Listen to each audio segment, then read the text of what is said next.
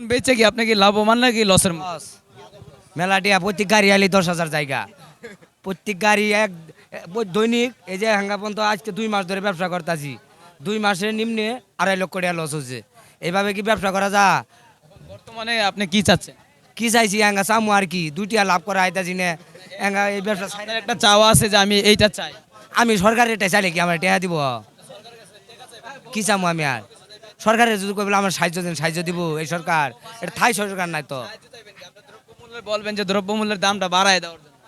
সরকারে বাড়াই দেয় আপনার এটা এটা কৃষক এখন তো না আহে ইনো আহে কম দাম ইনো আহে ধরে খাবো 5 গাড়ি আহে 20 গাড়ি তাহলে দামটা বাড়বো কোন ধনে হ্যাঁ দর্শক আপনার যেটা শুনতে পেরেছি যে বর্তমানে কিন্তু আগের চাইতে কিন্তু তুলনামূলক অনেকটাই দাম কমার কারণে কিন্তু ক্রেতারা কিন্তু হিমশিম খাচ্ছে, খুবই লসের মুখে আছে।